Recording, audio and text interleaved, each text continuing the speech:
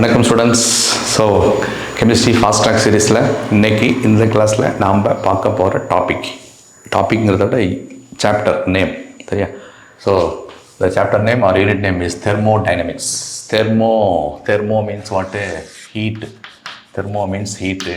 Dynamics அப்படின்னு flow. அப்போ இந்த லெசனோட ஹீட் ஃப்ளோவை பற்றி டீல் பண்ணுது. This lesson deals about what? Heat flow சரியா. ஹீட்டோட எக்ஸ்சேஞ்சு, ஹீட்டை பற்றி தான் அப்படியே எல்லாமே சரியா. ஓகே. ஸோ இந்த லெசனில் ஹாட் டாபிக்ஸ், நம்ம சீரீஸ் எல்லாமே ஹாட் டாபிக்ஸ் தான் மெயினாக சுட பார்த்துட்ருக்கோம். ஸோ அந்த ஹாட் டாபிக்ஸ் அப்படின்ட்டு நான் இந்த லெசனில் சூஸ் பண்ணது என்னங்க அப்படின்னு கேட்டிங்கன்னா, ஒன்று வந்து இன்டர்னல் எனர்ஜி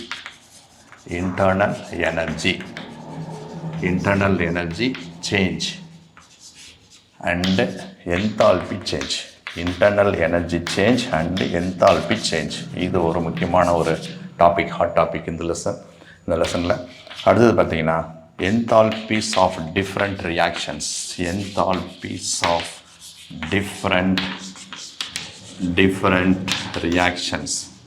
இது ஒரு ஹாட் டாபிக்.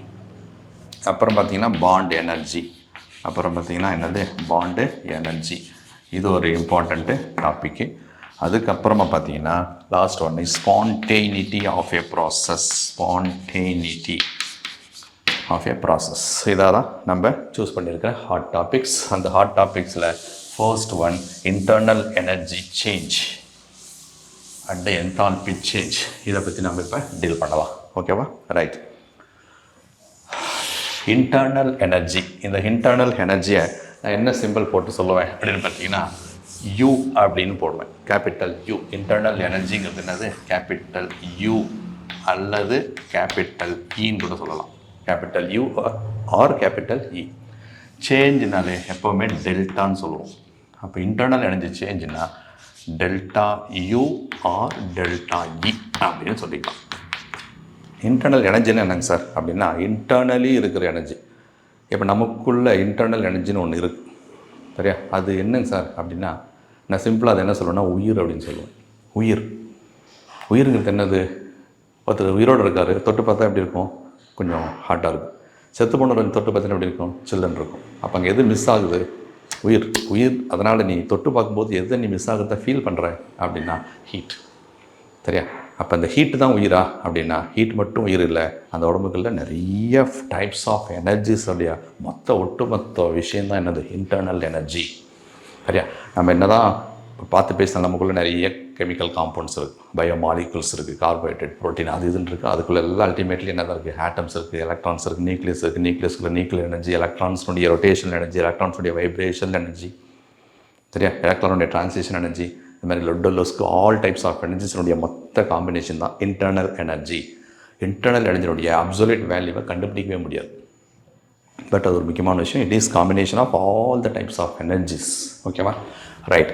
அப்போ அந்த இன்டர்னல் எனர்ஜியை நமக்கு தெர்மோடைனமிக்ஸுடைய first law, according to first law of thermodynamics, இது என்ன சொல்லுது அப்படின்னு பார்த்தீங்கன்னா, internal energy change delta U is equal to Q plus W அப்படின்னு சொல்லுது. Q plus W. இதில் Q அப்படிங்கிறது என்னென்னா ஹீட்டு, Wங்கிறது என்னென்னா ஒர்க்கு. சைன் பார்த்தீங்கன்னா Qக்கு ப்ளஸ் இருக்குது. ப்ளஸ் இருந்தால் heat is absorbed by the சிஸ்டம்னா என்ன அப்படின்னா, இந்த யூனிவர்ஸில் நீ எதை கன்சிடர் பண்ணுறியோ அதுதான் சிஸ்டம். இப்போ நீ உட்காந்துட்டு கிளாஸை வந்து வாட்ச் பண்ணல, அப்சர்வ் பண்ணிகிட்ருக்க. அப்போ இந்த கிளாஸ் தான் உனக்கு இப்போ சிஸ்டம். ரெஸ்ட் ஆஃப் த சிஸ்டத்தை தவிர மிச்ச ரிமைனிங் எல்லாமே இந்த யூனிவர்ஸில் என்னது? Surrounding. System plus surrounding is equal to universe. அவ்வளோதான் விஷயம். ஓகேவா? அப்போ heat is absorbed by the சிஸ்டம்னா ப்ளஸ், இது heat is released by the system. இங்கே அப்சார்ப்டு வர ரிலீஸ்டு போட்டாங்க, மைனஸ் வந்துடும்.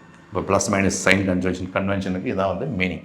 அதுமாதிரி work is done on the system. சிஸ்டத்து மேலே ஒர்க்கு பண்ணப்பட்டால் அது ப்ளஸ்ஸு. சிஸ்டமே ஒர்க்கை செஞ்சுது அப்படி பை த சிஸ்டம். பை வந்தால் மைனஸ், ஆன் வந்தால் ப்ளஸ். அவ்வளோதான். ஓகேவா? ரைட். அப்போ தெர்மோடைனமிக்ஸ் என்ன சொல்லுதுன்னா, delta U is equal to Q plus W. இது ரெண்டையும் சம் பண்ணி வர வேல்யூ தான் இன்டர்னல் எனர்ஜிக்கு ஈக்குவல் அப்படின்னு சொல்லுது. ஓகேவா? ரைட். இதில் Q அப்படிங்கிறது Q and W both path functions.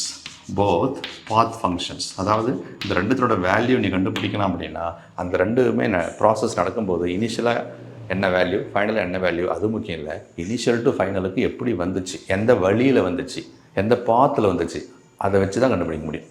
பாத்தை வச்சு தான் கண்டுபிடிக்க முடிஞ்சிச்சுன்னா அது பாத் ஃபங்க்ஷன். சரியா? அப்போ இது ரெண்டுமே பாத் ஃபங்க்ஷன். ஆனால் ரெண்டையும் சம் பண்ணி கூட்டி வர்ற value delta U is not a path function, it is a state function. State function அப்படின்னா it depends only on states. What states? Tamil Nadu state, Kerala state, Andhra state? No no no, it is what? Initial state and final state. இனிஷியலேருந்து ஃபைனலுக்கு வரும்போது அந்த states இனிஷியலாக எவ்வளோ இருந்தது, ஃபைனலாக எவ்வளோ இருந்தது, இதை மட்டும் கம்பேர் பண்ணி கண்டுபிடிச்சா that is what? State function. Initial ஃபைனலை விட்டுட்டு எந்த வழியில் வந்துச்சுன்னு கண்டுபிடிச்சா அது பாத் ஃபங்க்ஷன். தமிழில் பாத் ஃபங்க்ஷன்னா வழிச்சார்பு, ஸ்டேட் ஃபங்க்ஷன்னா நிலைச்சார்பு. வழிச்சார்பு, நிலைச்சார்பு. QW வழிச்சார்பு, டெல்டா யூ வந்து நிலைச்சார்பு. சரியா? ஓகே. அந்த internal energy delta U value, delta யூவோட value depends only on T. Delta யூவோட வேல்யூ எப்போவுமே டெம்பரேச்சரை மட்டும்தான் பொறுத்து இருக்கும். டெம்பரேச்சரை பொறுத்து மட்டும்தான் இருக்கும். சரியா? அப்போ டெம்பரேச்சர் மாறலை அப்படின்னா டெல்டா யூவோட வேல்யூவும் மாறாது. டெம்பரேச்சர் மாறுது அப்படின்னா டெல்டா யூவோட வேல்யூவும் மாறுது. அப்போ இன்டர்னல் எனர்ஜியோட வேல்யூ, அக ஆற்றல் தமிழில் இன்டர்னல் எனர்ஜி, அக ஆற்றல் டிபெண்ட்ஸ் ஒன்லி ஆன் டெம்பரேச்சர், வெப்பநிலை. சரியா? ஓகே. அப்போ வெப்பநிலை மாறாத ஒரு process for an isothermal process,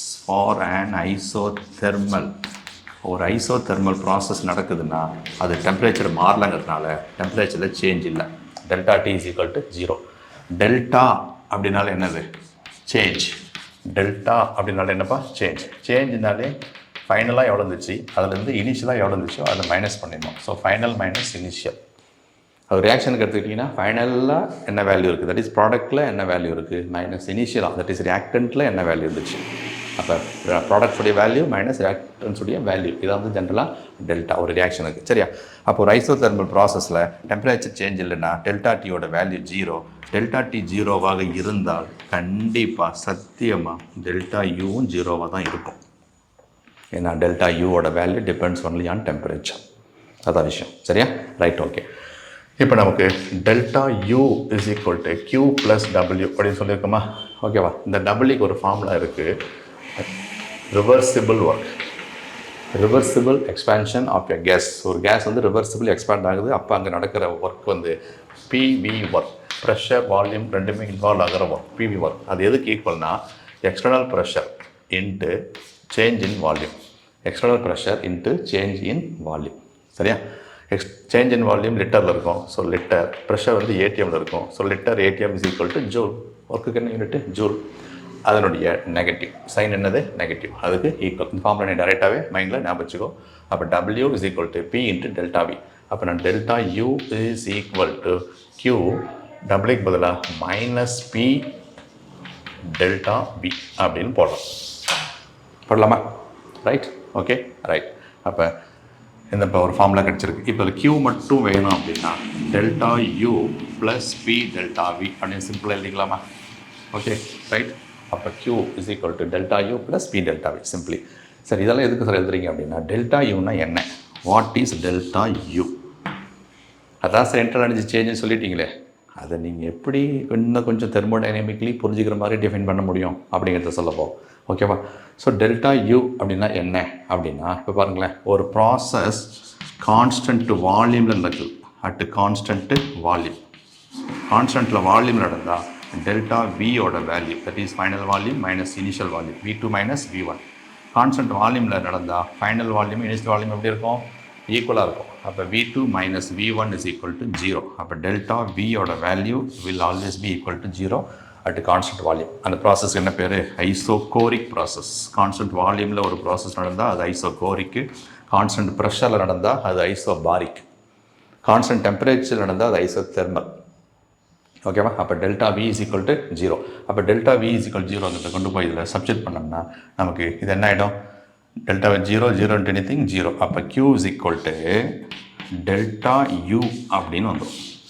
Q is equal to delta U அப்படின்னு வந்துடும். அப்போ டெல்டா யூங்கிறது என்னென்னா இட் இஸ் இன்டர்னல் சேஞ்ச். அது எதுக்கு ஈக்குவல்னா Qக்கு ஈக்குவல். Qக்கு எப்போ ஈக்குவல்? தட் இஸ் ஹீட் சேஞ்சுக்கு, ஹீட்டுக்கு எப்போ ஈக்குவல்? அப்படின்னு பார்த்தீங்கன்னா கான்ஸ்டன்ட் வால்யூமில் ஈக்குவல். அப்போ delta U is nothing but it is the amount of heat involve at constant volume. அந்த வால்யூம்ங்கிறத ரொம்ப தெளிவாக சொல்லணும். அப்போ டெல்டா யூ இன்டர்னல் எனர்ஜி சேஞ்ச்னாலே ஆல்வேஸ் அட் கான்ஸ்டன்ட் வால்யூமில் இன்வால்வ் ஆகிற amount of heat. Amount of heat involve at constant volume is called as internal energy change. மைண்டில் ஸ்ட்ராங்காக வைக்கணும். Okay right. அப்போ delta U is equal to qV அப்படின்னு சிம்பிளாக நீங்கள் நினச்சிக்கலாம். சரியா? இப்போ இதை வச்சுட்டு ஒரு விஷயத்தை அப்ளை பண்ணுறேன். என்ன விஷயம்னு பார்த்தீங்கன்னா, ஒரு கேஸு ஃப்ரீயாக எக்ஸ்பேண்ட் ஆகுது. Free expansion of a gas against vacuum. Against what? Vacuum. வெற்றிடம் வேக்யூமில் ஃப்ரீயாக எக்ஸ்பேண்ட் ஆகுது. சரியா? And isothermally, that is isothermal expansion அதையும் சேர்த்துக்கணும். Isothermal expansion, isothermal free expansion of a gas against vacuum. இந்த ஒரு ப்ராசஸில் என்னென்ன விஷயங்கள் எப்படி எப்படி இருக்குன்னு பார்க்கலாம். ஓகேவா? ஸோ ஐசோதெர்மல்ங்கிறதுனால டெம்பரேச்சர் கான்ஸ்டன்ட்டு. அப்போ delta T zero. Delta T ஜீரோவாக இருக்கிறதுனால ஸோ டெல்டா யூவோட வேல்யூவும் ஜீரோ. டெல்டா டி ஜீரோவாக இருக்கிறதுனால டெல்டா யூவோட வேல்யூவும் ஜீரோ. சரியா? இந்த ரெண்டுமே ஜீரோ. ஓகேவா? அப்போ டெல்டா யூ ஜீரோ. அப்புறம் அகெயின்ஸ்ட் வேக்யூம்க்கு அகெயின்ஸ்டாக வரதுனால அப்போ எக்ஸ்டர்னல் ப்ரெஷர் அங்கே எதுவுமே இருக்காது. அப்போ பியோட வேல்யூ என்னது? ஜீரோ. சரியா? Okay right. அப்போ நமக்கு என்ன formula? Q is equal to delta U plus P into delta V. சரியா? அப்போ டெல்டா யூவோட வேல்யூவும் ஜீரோ, பியோட value zero. Zero into anything zero. அப்போ zero plus zero zero. So கியூவோட value now becomes zero. If Q is equal to 0, now the process is said to be adiabatic. The process is now said to be what? Adiabatic. Up isothermal free expansion of a gas against vacuum is an adiabatic process. It is an adiabatic process. Up adiabatic nale Q is equal to 0, isothermal na delta T is equal to 0, isochoric nale delta V is equal to 0, isobaric na delta P is equal to 0. Pressure change இல்லைன்னா அது isobaric. ஓகேவா? Right. அப்போ adiabatic, இந்த விஷயம் வந்து adiabatic process அப்படின்னு தெளிவாக தெரியுது. ஓகேவா? ரைட். சரி, இன்டர்னல் எனர்ஜியை பற்றி நிறைய தெரிஞ்சுக்கிட்டோம். சரியா? ஓகே. அடுத்தது என்தால்பி அப்படிங்கிற விஷயம் தெரிஞ்சுக்கலாம். என்தால்பி அப்படின்னா என்னவாக இருக்கும் அப்படின்னு தெரிஞ்சால் என்தால்பி சேஞ்சுன்னு தெரிஞ்சுக்கலாம். என்ன சேஞ்சுன்னா டெல்டா வரப்போகுது, அவ்வளோதானே இல்லையா? Okay right. ஸோ நமக்கு Q is equal to delta U plus P into delta V அப்படின்னு பார்த்துருக்கோம் ஃபார்முலா, அதானே? ரைட். ஓகே. இப்போ நமக்கு ஐசோகோரிக் ப்ராசஸில், தட் இஸ் கான்ஸ்டன்ட் வால்யூமில் நடந்தால் அந்த ப்ராசஸில் இன்வால்வ் ஆகிற அமௌண்ட் ஆஃப் ஹீட்டு தான் என்னது? Delta you. சரியா? கான்ஸ்டன்ட் வால்யூமில் வந்தால் தான் டெல்டா யூ. ரைட். ஓகே. இப்போ இதில் நம்ம இதை கொஞ்சம் மாடிஃபை பண்ணலாம். Q is equal to delta U plus pressure வந்து கான்ஸ்டன்ட்டு. சரியா? At constant pressure.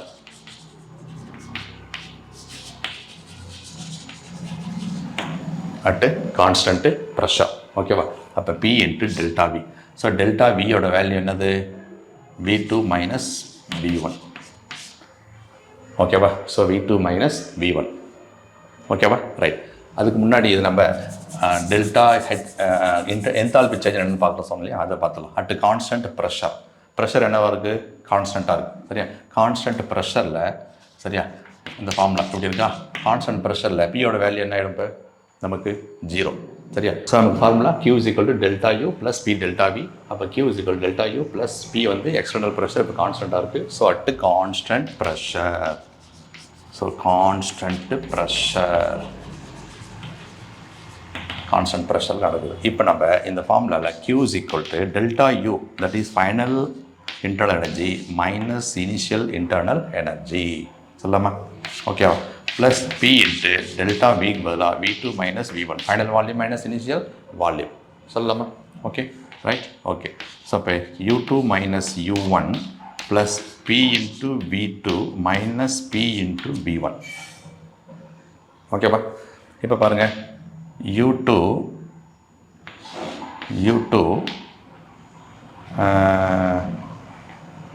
இதை கொண்டு போய் மல்டிபிள் பண்ணலாம். U2 plus P into V2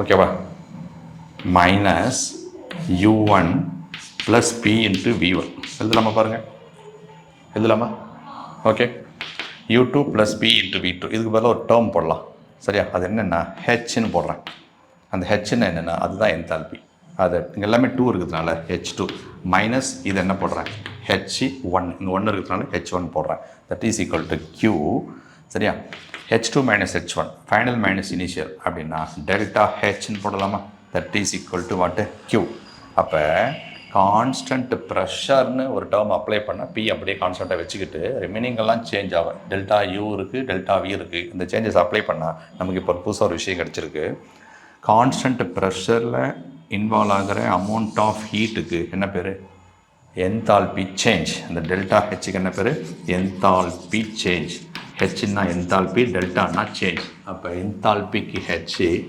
சேஞ்சுக்கு delta அப்போ டெல்டா ஹெச் அப்போ நமக்கு யூக்கு என்ன ஃபார்முலா வரும்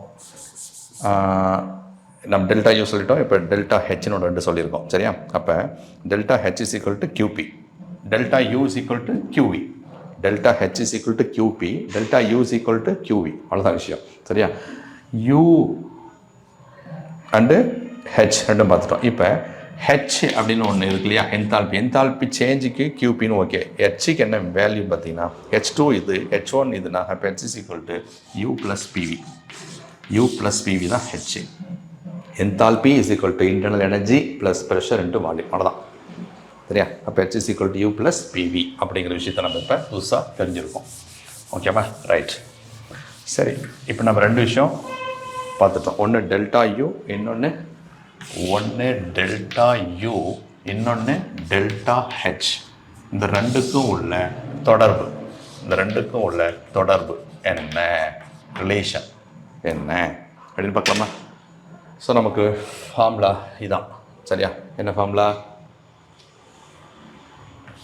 Q is equal to delta U plus P into delta V சரியா at constant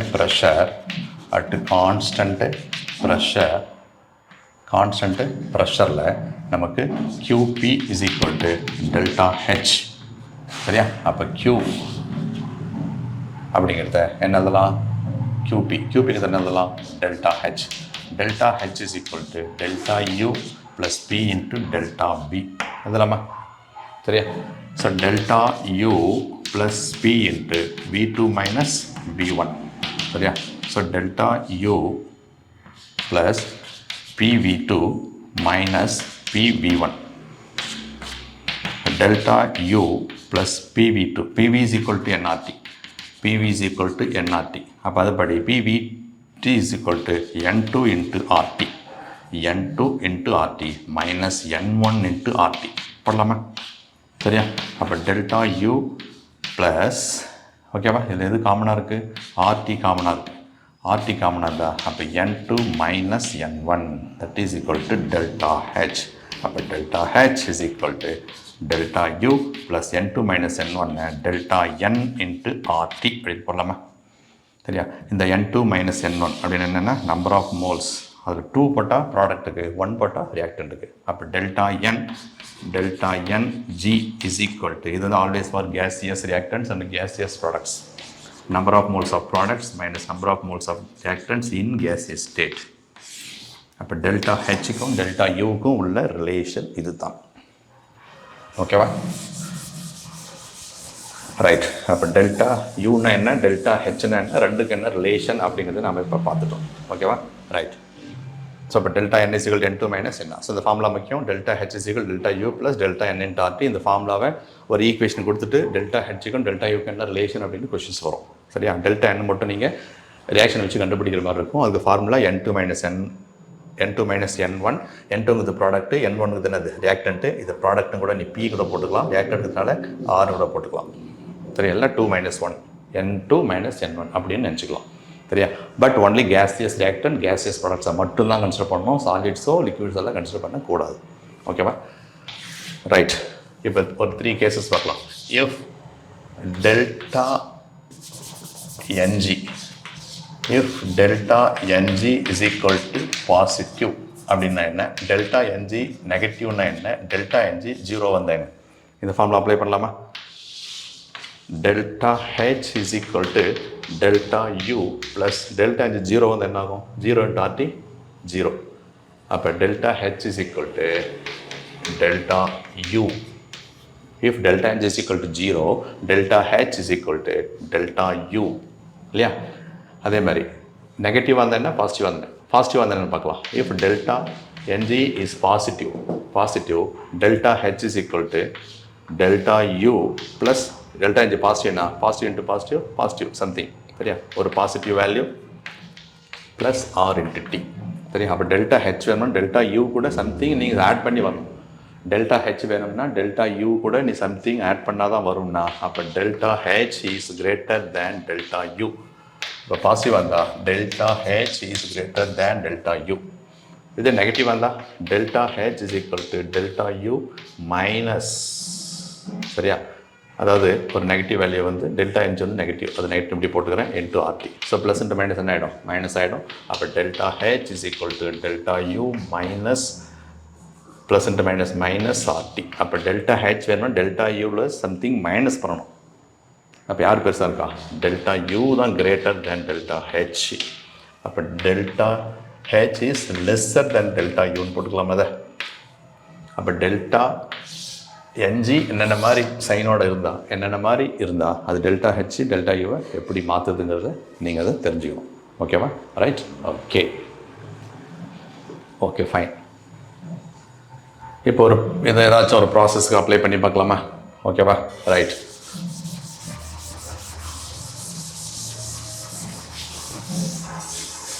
ஒரு process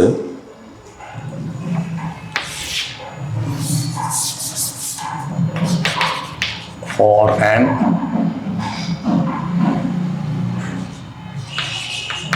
adiabatic free expansion of an ideal gas. Adiabatic free expansion of an ideal gas. ஒரு ideal gas வந்து adiabatically ஃப்ரீயாக expand ஆகுது. ஓகேவா, அப்போ free expansion அப்படின்னா external pressure வந்து ஜீரோ. ஓகேவா, அடியாபெட்டிக் அப்படின்னா அப்போ எது zero, Q is equal to 0. Adiabatic ப்ராசஸ்னால் Q is equal to 0. அப்போ நமக்கு இதில் இன்னொரு கண்டிஷன் ஆட் பண்ணிக்கலாம் சரியா. ஐசோதெர்மலி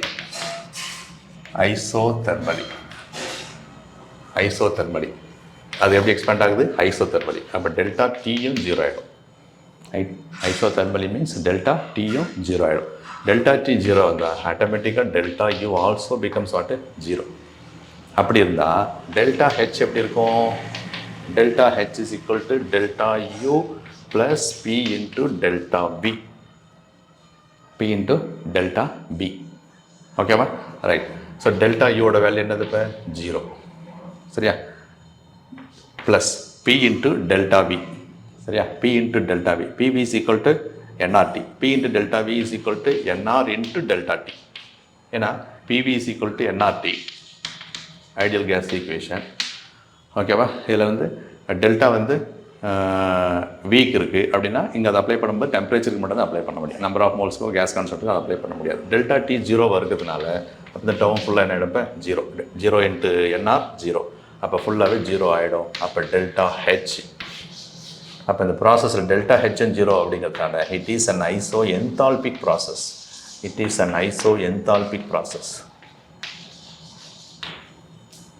ஓகேவா, ரைட், ஓகே. அப்போ நம்ம கியூ டேட்டா தேவையில்லைன்னா கியூ நீங்கள் விட்டாலையும் பரவாயில்ல சரியா. அப்போ இந்த மாதிரி இருந்தால் இப்படி இதெல்லாம் வரும் அப்படிங்கிறத நீங்கள் கொஷனில் தெரிஞ்சுக்கணும். ஓகேவா, கியூ ஜீரோவாக இருக்குது, டெல்டா டி ஜீரோவாக இருக்குது, எக்ஸ்டர்னல் ப்ரெஷரும் ஜீரோவாக இருக்குது சேஞ்சும். அப்போ டெல்டா ஹெச்சும் ஜீரோ, ஐசோ என்தால்பி, அதான் விஷயம். ஓகேவா, right. So enthalpy change and internal energy சேஞ்சில் இந்த விஷயங்கள் நம்ம இப்போ தெளிவாக பார்த்துருக்கோம். ஸோ இதை பேஸ் பண்ணி கொஷின்ஸ் வந்தால் நீங்கள் ஆன்சர் பண்ண ரெடியாக இருக்கணும். இதில் PYQ ஏதாச்சும் கேட்டிருக்காங்களா அப்படின்னு பார்த்துடலாமா. PYQ ப்ரீவியஸ் இயர் கொஷின் இருக்குது. நீட்டு 2020 The question is the correct option. The correct option for free expansion. The correct option for free expansion. The expansion of an ideal gas. Of an ideal gas under adiabatic condition. Under adiabatic condition. Adiabatic condition is option A, Q is equal to 0, delta T is equal to 0, and W is equal to 0. And W is equal to 0. Option B, Q is equal to 0, delta T less than 0, and W greater than 0. Option C, Q is less than 0, delta T is equal to 0, and W is equal to 0. Option D, Q is greater than 0, delta T is greater than 0, and W is greater than 0. சிம்பிளாக பார்த்தோன்னே கண்டுபிடிச்சிடலாம் இல்லையா? So ஈஸியாக இருக்குது. So correct option for free expansion. So free expansion of ideal gas under adiabatic condition. Adiabatic condition அப்படின்னாலே Q is equal to what? 0. அப்போ Q is equal to 0னா either option A or option B. Option C, D வராது. நம்ம தானே? Okay, right. அடுத்தது free expansion. சரியா? Free expansion, ஃப்ரீயாக expand ஆகுது. ஃப்ரீ எக்ஸ்பேன்ஷனில் பார்த்தீங்கன்னா ஓகே, கான்ஸ்டன்ட் ப்ரெஷர். அப்போ external pressure is equal to 0. External pressure is equal to 0. அப்போ W is equal to -P into delta V. -P into delta V. 0 into anything 0. Pயோட value 0. அப்போ கண்டிப்பாக W is equal to 0. So W கண்டிப்பாக 0. ஓகேவா? So W நமக்கு கண்டிப்பாக 0 ஆகிடுச்சு. ஓகேவா? ரைட். W 0 ஆகிடுச்சு, Q 0 ஆகிடுச்சு. அப்படின்னா டெல்டா U என்ன வரும்? Delta U is equal to Q plus Wன்னு ஃபஸ்ட் லா படி நமக்கு ஏற்கனவே தெரியும். அப்போ Q plus W. Qவோட வேல்யூ அடியாபெட்டிக்னால 0, W 0. அப்போ 0 plus 0 0. டெல்டா U 0வாக இருந்தால் கண்டிப்பாக டெல்டா Tயும் கண்டிப்பாக என்னவாக தான் இருக்கும்? 0வாக தான் இருக்கும். அப்போ கண்டிப்பாக ஆப்ஷன் ஏ தான் வரும். ஆப்ஷன் பி வர வாய்ப்பில்லை. ஆமாம் தானே? ஓகேவா? ரைட். அப்போ கண்டிப்பாக நமக்கு இந்த மாதிரி கொஷின்ஸ் வந்தால் ஈஸியாக ஆன்சர் பண்ணிடலாம். ஸோ இந்த லிங்க்கு, ஒவ்வொரு கண்டிஷனுக்குள்ள லிங்க்கை நீங்கள் தரவாக புரிஞ்சுருக்கணும். சரியா? ஸோ அதான் சொல்கிறேன், கிளாஸை ஜஸ்ட்டு வாட்ச் பண்ணாதீங்க, அப்சர்வ் பண்ணுங்கன்னு சொல்கிறேன். சரியா? ஸோ வாட்ச் பண்ணுறதுனால எதுவும் மாறிட போகிறதில்ல. அப்சர்வ் பண்ணுறதுனால உனக்குள்ள மாற்றங்கள் வரும். எப்போ வரும்? உனக்கு புரிய ஆரம்பித்தா வரும். புரிய ஆரம்பித்தா தான் உனக்கு மாற்றங்கள் வரும். அதுக்கு அப்சர்வ் பண்ண வேண்டியது முக்கியம், கவனிக்க வேண்டியது தான் முக்கியம், பார்க்க வேண்டியது முக்கியம் இல்லை. சரியா? ரைட். ஸோ இது ஒரு பார்ட்டு இப்போ பார்த்துருக்கோம். ஓகே, அடுத்தது second concept, second hot topic அப்படின்னு பார்த்தீங்கன்னா enthalpies of reaction. Enthalpies of different reactions. Enthalpies of different reactions. நிறைய டைப்பான ரியாக்ஷன் இருக்குது. சரியா? கம்பஷனுங்கிறது ஒரு ரியாக்ஷன், ஃபார்மேஷனுங்கிறது ஒரு ரியாக்ஷன். ஓகேவா? நியூட்ரலைசேஷன் ரியாக்ஷன், ஹைட்ரேஷன் ரியாக்ஷன், அது இது நிறையா இருக்குது. நிறைய ரியாக்ஷனுக்கும் ஒவ்வொன்றுக்கும் என்தால்பீஸ். சரியா? என்தால்பி சேஞ்ச் டெல்டா ஹெச் எப்படி இருக்கும், டெல்டா ஹெச் எப்படி இருக்குங்கிறது தான் அந்த விஷயம். நம்ம இதில் ஒரு சில ரியாக்ஷன்ஸை மட்டும் என்தால்பீஸ் ஆஃப் அந்த ரியாக்ஷன்ஸை பார்க்க போகிறோம். அதில் first one enthalpy of combustion. Enthalpy of combustion. Combustion என்னது? எரியுது. அப்போ delta H of combustion. C standard condition அப்படின்னா நாட் C. ஸ்டாண்டர்ட் கண்டிஷன்னா டெம்பரேச்சரும் ப்ரெஷரும் அப்படி இருக்கணும், ஸ்டாண்டர்டாக இருக்கணும். சரியா? டெம்பரேச்சர் 25 டிகிரி, ப்ரெஷர் நார்மல் இந்த 1 atm ப்ரெஷரில் இருக்கும். சரியா? Okay, right. Enthalpy of combustion அப்படின்னா என்னென்ன அப்படின்னு பார்த்தீங்கன்னா amount of heat involved when 1 mole of substance, அந்த சப்ஸ்டன்ஸ் என்னவாக இருக்கலாம்? நம்ம ஃபுட்டு சாப்பிட்ற ஃபுட்டாக இருக்கலாம், ஃபியூலாக இருக்கலாம். அப்போ தான் எரியுது தானே? ஓகேவா? Substance when completely burnt completely burnt in excess of air. நிறைய ஏரை பாஸ் பண்ணி கம்ப்ளீட்டாக 1 mole ஆஃப் சப்ஸ்டன்ஸை பேர்ன் பண்ணும்போது எவ்வளோ அமௌண்ட் ஆஃப் ஹீட் கிடைக்குதோ அது தான் என்னது enthalpy of combustion. Amount of heat எவ்வளோ இன்வால்வ் ஆகுதோ அதுதான் இது. இந்த முக்கியமான வார்த்தை 1 mole இருக்கணும். சரியா? பேர்ன் இருக்கணும், கம்ப்ளீட்லி இருக்கணும் ஏரில். அப்போ ஆல் த கம்பஷன் ரியாக்ஷன்ஸ், எந்த ஒரு கம்பஷன் ரியாக்ஷனாலே ஒன்றும் இல்லை, it is nothing but reaction with oxygen. All combustion reactions are nothing but reactions with oxygen. அப்போ கண்டிப்பாக அது ஒரு oxidation process. All the combustion reactions are what oxidation process. ஓகேவா? அங்கே 1 mole of product, 1 mole of reactant or substance தான் என்னது கம்ப்ளீட்டாக burn ஆகும். ஓகேவா? Okay. For example methane CH4. சரியா? CH4 is equal CH4 on completely combustion with oxygen gives CO2 and water. ஓகேவா? So இப்போ பார்த்தீங்கன்னா உங்களுக்கு CH4 + O2 gives CO2 + water. Balance equation என்னது 2. ஸோ இங்கே பார்த்தீங்கன்னா 1 mole ஆஃப் மீத்தேன் இஸ் ஆக்சிஜனில் பார்த்தீங்கன்னா 2 + 2 இங்கே 2வா பேலன்ஸிங். ஸோ 2 O2 கூட ரியாக்ட் பண்ணி கம்பஸ் ஆகி நமக்கு CO2 + வாட்டர் ஃபார்ம் பண்ணுது. அப்போ இங்கே வந்து 1 mole தான் இருக்குது. 1 mole தான் இருக்குது, கம்ப்ளீட்டாக பர்ன் ஆகிடுச்சு. சரி, அப்போ இந்த ரியாக்ஷனில் இன்வால்வ் ஆகிற amount of heat ΔH of combustion அப்படின்னு எடுத்துக்கிறோம். ஓகேவா? ஸோ இதான் என்தால்பி ஆஃப் கம்பஷன். ஓகேவா? ரைட். அடுத்து பார்த்தீங்கன்னா enthalpy of formation. Enthalpy of formation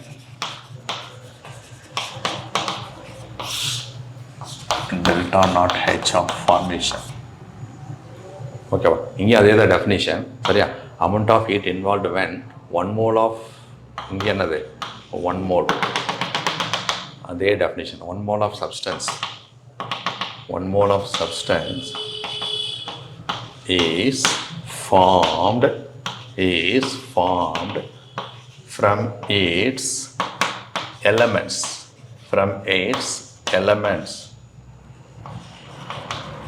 occurring in natural state.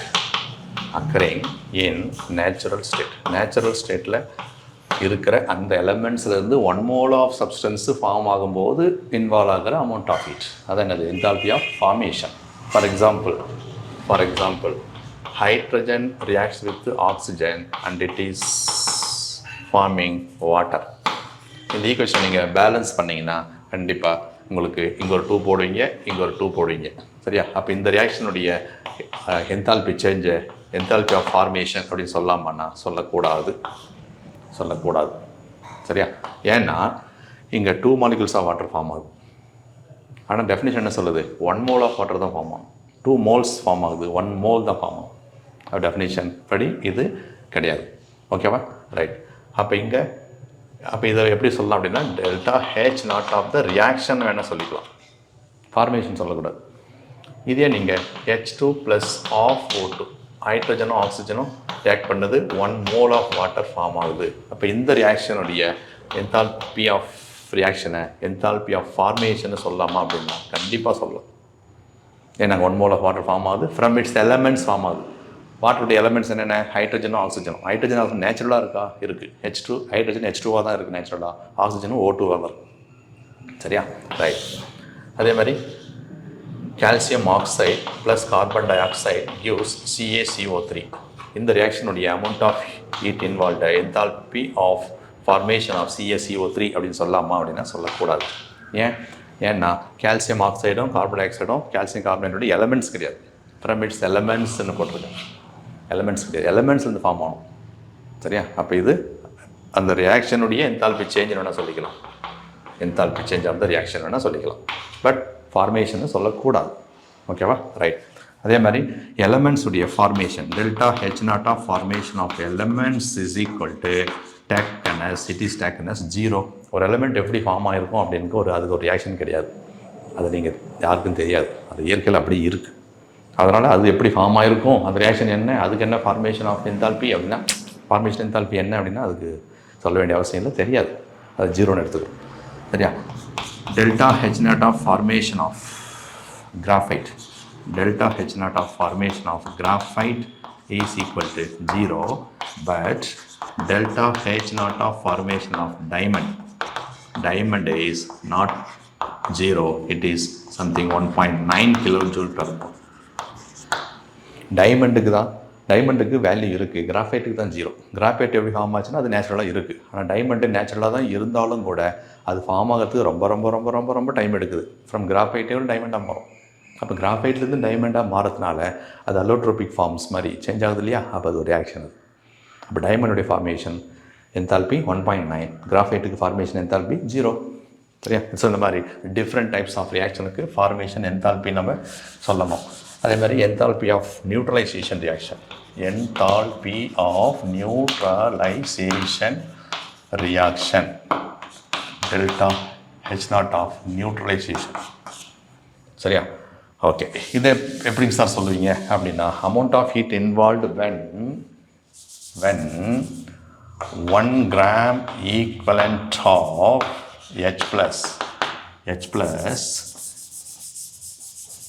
is completely சரியா? completely neutralized by 1 gram equivalent of OH minus.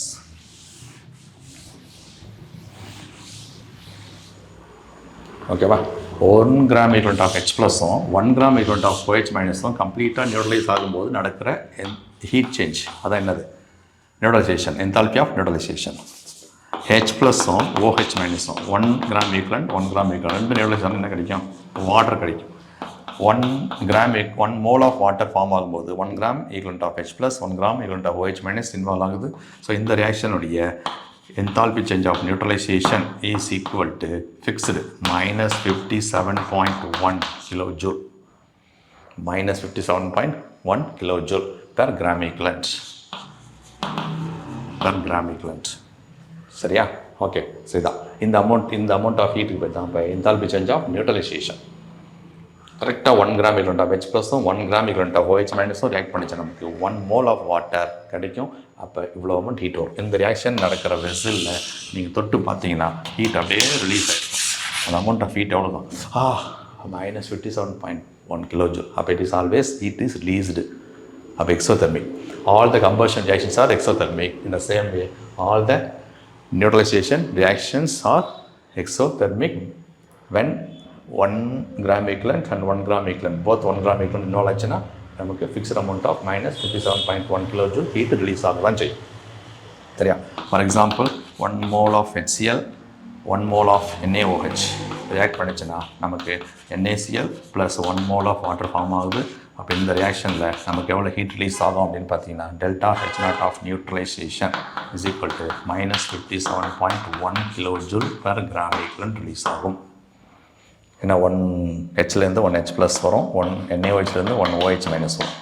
So it is neutralization reaction, only 1 mole of water is formed. So fixed amount. இதே 1 mole of sulphuric acid plus 1 mole of NaOH react பண்ணிச்சுன்னா நமக்கு Na2SO4 plus 2 moles of water form ஆகும் with 2 NaOH.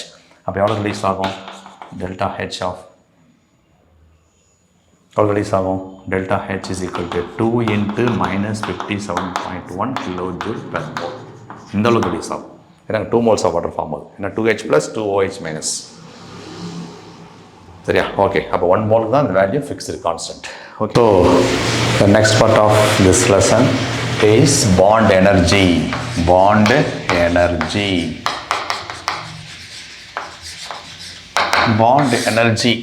அப்படிங்கிறது பார்த்தீங்கன்னா, bond energy the homonuclear diatomic molecules வேணால் bond energy வந்து ஒரு specific value நம்ம சொல்லலாம். For example homonuclear diatomic molecules. For example H2. in H2 H bond H இதை cleave பண்ண தேவைப்படுற எனர்ஜிக்கு என்ன பேர்? Bond energy. ஓகேவா? So what is bond energy? It is the amount of energy required to break 1 mole of particular type of bond. 1 mole of particular type of bonds. இதுதான் bond energy. ஒரு particular type of bond 1 mole பாண்டை cleave பண்ண break பண்ண தேவைப்படுற amount of energy is called as bond energy. ஓகேவா? Right.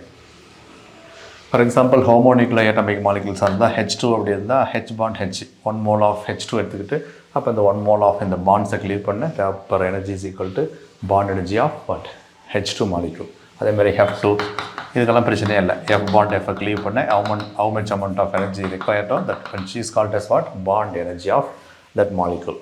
ஆனால் ஹெட்டிரோநியூக்ளியர்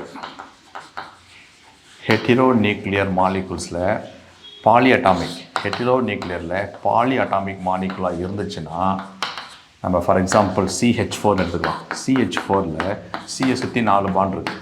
CHHH. ஓகேவா? இப்போ 4மே CH பாண்ட் தான். அப்போ 4 பாண்டுமே பிரேக் பண்ண தேவைப்படுற அமௌண்ட் ஆஃப் எனர்ஜி ஈக்குவலாக இருக்குமா அப்படின்னா இருக்காது. ஏன்னா நீங்கள் இந்த ஒரு பாண்டை பிரேக் பண்ணி எடுத்துட்டிங்கன்னா சரியா, அதுக்கு how much amount of energy தேவைப்படுதோ அதே அமௌண்ட்டு இதுக்கு தேவைப்படாது. அதை விட அதிகமாகவோ கம்மியாகவோ தேவைப்படும். பொதுவாக அதிகமாக தான் தேவைப்படும். சரியா? ஏன்னா இந்த பாண்டு போனதுக்கப்புறம் இப்போ இது CH3 ப்ளஸ்ன்னு ஆகிப்போச்சு. சரியா? இப்போ இந்த பாண்டை பிரேக் பண்ணணும். ஓகேவா? ரைட். அப்போ இந்த பாண்டு முன்னாடியே பிரேக் பண்ண பாண்டுக்கும் இந்த பிரேக் பண்ண பாண்டுக்கும் அந்த தேவைப்படுற அமௌண்ட் ஆஃப் எனர்ஜி கண்டிப்பாக டிஃப்ரெண்ட்டாக தான் இருக்கும். சரியா? அதனால தான் இந்த 4 CH பாண்டுமே சரியா பிரேக் பண்ண தேவைப்படுற எனர்ஜி வந்து அமௌண்ட் வந்து ஈக்குவலாக இருக்காது. சரியா? அதனால தான் நம்ம bond energy is always average data. It is always an average data. ஓகேவா? ரைட். சரி, இந்த பாண்ட் எனர்ஜி ஒரு கம்ப்ளீட்டாக ஒரு கெமிக்கல் ரியாக்ஷன் நடக்கும்போது கெமிக்கல் பாண்ட்ஸ் ரியாக்டன்ஸுடைய கெமிக்கல் பாண்ட்ஸ் என்னாகும்? பிரேக் ஆகும்.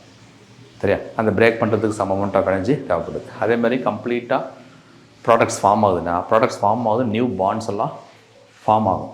அப்போ பாண்டை பிரேக் பண்ணுற தேவைப்படுற எனர்ஜி அங்கே பாண்டை ஃபார்ம் பண்ணுறதுக்கு தேவைப்படுற எனர்ஜி இதெல்லாம் யூட்டிலைஸ் ஆகிக்கும். சரியா? நெட்டு பார்த்தா ரெண்டுக்கு ஏதாச்சும் வித்தியாசம் இருந்தால் அந்த வித்தியாசம் தான் என்ன ஆகும்? டெல்டா ஹெச்சாக நமக்கு வெளியே வரும். இந்த டெல்டா ஹெச் எப்படி இருக்கலாம்? பாசிட்டிவாகவும் இருக்கலாம், நெகட்டிவாகவும் இருக்கலாம். பாசிட்டிவாக இருந்துச்சுன்னா அது எண்டோதெர்மிக் ரியாக்ஷன், நெகட்டிவாக இருந்தது கண்டிப்பாக எக்ஸோதெர்மிக் ரியாக்ஷன். ஓகேவா? அப்போ பாண்ட் எனர்ஜி ஆர் பாண்ட் என்தால்பின்னு கூட சொல்லாங்க. அந்த bond energy or bond enthalpy வச்சுக்கிட்டு நம்ம அந்த ஓவரால் ரியாக்ஷனுடைய என்தால்பி ஆஃப் ஓவரால் ரியாக்ஷனை கண்டுபிடிக்க முடியுமானா முடியும். சரியா? So delta H nought of the reaction is equal to summation of bond energies of reactants. எல்லாம் ஸ்ட்ராங்காக மைண்டில் வைங்க. bond energies of reactants தான், ப்ராடக்ட் கிடையாது.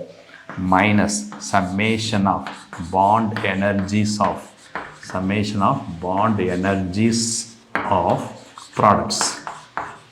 வழக்கமாக டெல்டான்னு வந்தாலே என்ன வரும்? ப்ராடக்ட் மைனஸ் ரியாக்டன்ட், அதாவது ஃபைனல் மைனஸ் இனிஷியல் தான் பார்த்துருக்கோம். ஆனால் அங்கே பாண்ட் எனர்ஜிலேருந்து டெல்டா ஹெச் கண்டுபிடிக்கிறோம்.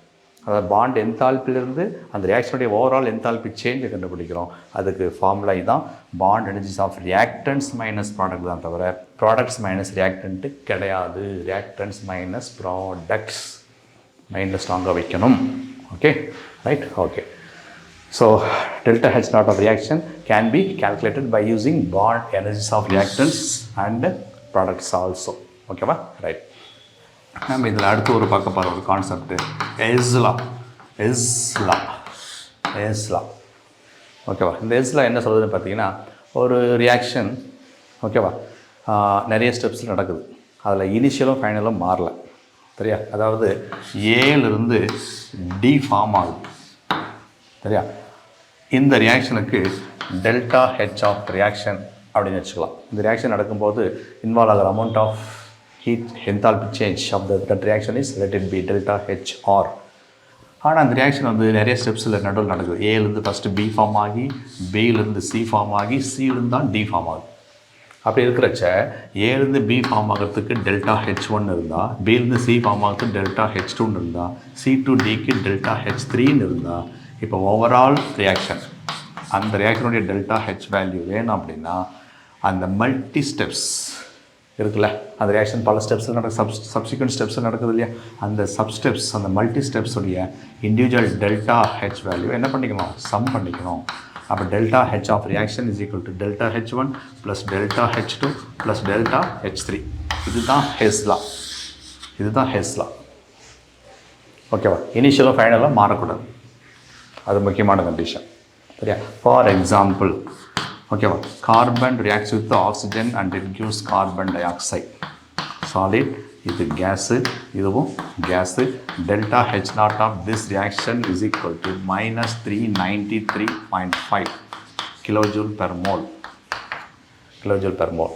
இது ரியாக்ஷன். இதை வந்து 2 ஸ்டெப்பாக பிரித்து பார்த்தோம்னா, அதாவது carbon first reacts with half molecule of O2 and it forms carbon monoxide first. இந்த ரியாக்ஷனுடைய delta H nought of this reaction is equal to -110.5 -110.5 kilojoule mole inverse. அப்புறமா செகண்ட் ஸ்டெப்பில் ஸ்டெப் டூ ஓகேவா, கார்பன் மோனாக்சைடு. அந்த carbon monoxide இந்த product திரும்ப ஒரு half molecule of oxygen கூட ரியாக்ட் பண்ணி கார்பன் டை ஆக்சைடை ஃபார்ம் பண்ணுது. இந்த ரியாக்ஷனுக்கு delta H value is equal to -283 kilojoule mole inverse. சரியா? அப்போ இந்த ரியாக்ஷனை நீங்கள் என்ன பண்ணலாம்? சரியா? அப்படியே ஆட் பண்ணுறீங்க, ப்ளஸ் பண்ணுறீங்க. ரெண்டு என்ன பண்ணுறீங்க? ப்ளஸ் பண்ணுறீங்க. அப்போ CO கேன்சல். அப்போ கார்பன் ரியாக்டன்ட் சைடில் இருக்குது. ஆஃப் O2 என்னது? One complete O2 gives what? CO2. அப்போ C + O2 gives CO2. இதான ரியாக்ஷன். அதே மாதிரி இதுவும் ஆட் பண்ணிங்கன்னா டெல்டா ஹெச்சோட வேல்யூ என்ன வரும்? திஸ் ப்ளஸ் திஸ் ரெண்டு சம் பண்ணிங்கன்னா என்ன வந்துடும்? உங்களுக்கு மேலே இருக்கிறது வந்துடும் -393.5 கிலோஜூல் மோல் இன்வர்ஸ். ஸோ அப்போ ஒரு ரியாக்ஷன் எத்தனை ஸ்டெப்ஸ் இருந்தாலும் சரி, அதனோட இனிஷியலும் ஃபைனலும் மாறாமல் இருந்தால் அதனுடைய மல்டி ஸ்டெப்ஸினுடைய இண்டிவிஜுவல் ஸ்டெப்ஸினுடைய அந்த மல்டி ஸ்டெப்ஸினுடைய டெல்டா H வேல்யூடைய சம் பண்ணிங்கன்னா உங்களுக்கு என்ன வரும்? அந்த ஓவரால் ரியாக்ஷனுடைய என்தால்பி சேஞ்சுக்கு ஈக்குவலாக இருக்கும். சரி, அதனால தான் இந்த லாக் பேர் Hess law of constant heat of summation. Constant heat of summation. அந்த ஹீட்டை சம் பண்ணால் கடைசி வர வேல்யூ எப்படி இருக்கும்? கான்ஸ்டன்ட் ஆகும். So this is Hess law. So இதை பேஸ் பண்ணி கொஷின்ஸ் கேட்டால் நீங்கள் ஆன்சர் பண்ணிடும். இப்போ இந்த ரியாக்ஷனில் இதனோட வேல்யூஸ் எல்லாம் எதுவுமே கொடுக்கல. ஃபார் எக்ஸாம்பிள், இதனோட வேல்யூ ஏன்னு வச்சுக்கலாம், இதனோட வேல்யூ எக்ஸ்ன்னு வச்சுக்கலாம், இதனோட வேல்யூ பின்னு வச்சுக்கலாம். சரியா? அப்போ இந்த படி 4 ஆப்ஷனில் எது correct? Option A, B, C, D. இந்த 4 ஆப்ஷனில் A minus X is equal to B, A plus X is equal to B. ஓகேவா? So A is equal to X plus B, A is equal to x plus b, x is equal to a plus b. எது correct இதில்? A is equal to x plus b, A is equal to x plus b. அதானே correct? வேறு எதாவது option மாற்றி வருமா? ஓ, இதுவும் அதே மாதிரி வருதா? அப்போ இதுவும் ப்ளஸ் போட்டுக்கோ. ஓகேவா? ரைட்? ஓகே. இங்கே a ப்ளஸ் 2xன்னு என்ன போட்டுக்கலாம்? இங்கேயும் 2a ப்ளஸ் எக்ஸ் போட்டுக்கலாம். அப்போ A is equal to x plus b. அப்போ ஆன்சர் பண்ணிடலாமா? Based on Hess law. Okay, right. So bond energy அப்புறம் ஹெஸ் லா, இந்த 2 விஷயங்கள் நம்ம இப்போ கொஞ்சம் ஷார்ட் அண்ட் ஸ்வீட்டாக பார்த்து முடிச்சிருக்கோம். இதை பற்றியெல்லாம் டீட்டெயில்டு கிளாஸ் வந்து பின்னாடி ஒவ்வொரு கான்செப்ட்டுக்குமே நல்லா டீட்டெயிலாக நம்ம சேனலில் அப்லோட் பண்ண போகிறோம். ஸோ நீங்கள் இந்த ஏஏஏ கெமிஸ்ட்ரி இதை கண்டினியூஸாக வாட்ச் பண்ணிங்கன்னா உங்களுக்கு கெமிஸ்ட்ரி சம்மந்தமாக எல்லா விதமான கிளாஸஸுமே உங்களுக்கு கிடைக்கும். ஓகேவா? ரைட். ஸோ ஹெஸ் லா முடிஞ்சது. அடுத்த ஒரு important hot topic from thermodynamics. அடுத்த ஒரு இம்பார்ட்டண்ட்டான ஹாட் டாபிக்ஸ் பார்த்தீங்கன்னா spontaneity.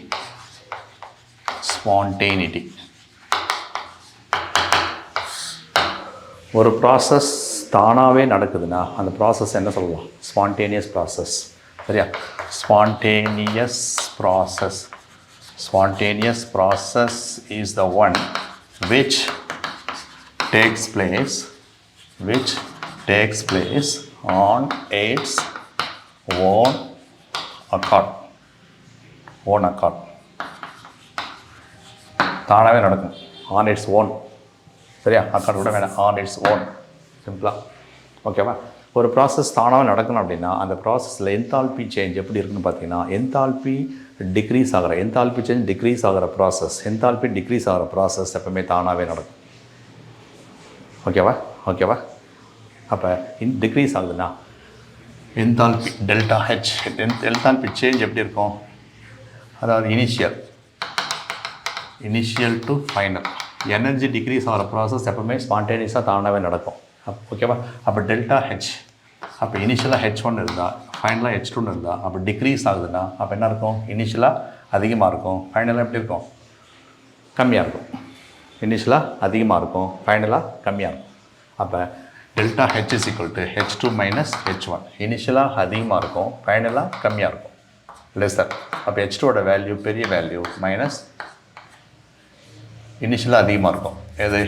H1 is greater, H2 is lesser. அப்போ பிக்கர் வேல்யூ இங்கே இருக்குது, ஸ்மாலர் வேல்யூ இங்கே இருக்குது. அப்போ smaller value minus bigger value என்ன வரும்? நெகட்டிவ். அப்போ எந்த ப்ராசஸில் டெல்டா ஹெச் நெகட்டிவோ அந்த process is said to be spontaneous. அவன் நமக்கு எனர்ஜி டிக்ரீஸ் ஆகிற ப்ராசஸ், வாடா எனர்ஜி குறைஞ்சி நிம்மதியாக இருந்தால் எவ்வளோ சந்தோஷமாக இருப்போம். அது எனர்ஜி அந்த நிம்மதியை தேடி நாமும் ஆட்டோமேட்டிக்காக போகும், அது யாரும் சொல்லவே தேவையில்லை. சரியா? ரைட். ஆப்போசிட்டாக டெல்டா ஹெச் பாசிட்டிவாக இருந்தால் அந்த process is said to be non spontaneous. If delta H is equal to 0, now the process is in equilibrium. For equilibrium processes, delta H is always equal to 0. அப்போ delta ஹெச்சை வச்சுக்கிட்டு ஸ்பான்டேனிட்டியை நம்ம இந்த மாதிரி define பண்ணுறோம். ஒரு ப்ராசஸ் ஸ்பான்டேனியஸ் நடக்குது delta H மட்டும்தான் காரணமாக, வேறு எதுவுமே எந்த ஒரு ஃபேக்டருமே இல்லையா, வேறு எந்த ஒரு தெர்மோடைனமிக் ப்ராப்பர்ட்டியுமே ஸ்பான்டேனியஸை பற்றி பேசாதா அப்படின்னா ஏன் பேசாது? இன்னொரு மெயின் ப்ராப்பர்ட்டி இருக்குது, என்ட்ரோபிக்கு சிம்பிள் வந்து எஸ், என்தால்பிக்கு சிம்பிள் வந்து என்னது? Capital H. இதுக்கு என்ன symbol? Capital S. Entropy is the measure of randomness. Entropy is the measure of randomness or disorderness of the system. Okay, randomness or disorderness என்னது? இந்த கண்ணாபின்னான்னு போகிறதா என்னது? என்ட்ரோபி. இந்த கண்ணாபின்னா எந்த அளவுக்கு இருக்கோ அந்த அளவுக்கு என்ட்ரோபி இருக்குன்னு அர்த்தம். ஃபார் எக்ஸாம்பிள் ஸ்கூல் ப்ரேயர் நடக்கும்போது எல்லாமே ஆர்டர்டு ஸ்டேட்டில் இருப்பீங்க. சரியா? ஸ்டாண்டர்ட் இஸ் அட்டென்ஷன் அப்படின்னா கடைசி வரைக்கும் அப்படியே வரப் பண்ணிப்பீங்க. அப்போ அந்த இடத்துல மூமெண்ட்டு எதுவுமே பெருசாக இல்லை. அப்போ என்ட்ரோபி அங்கே ஆல்மோஸ்ட் என்னவாக இருக்கும்? 0 இருக்கும்.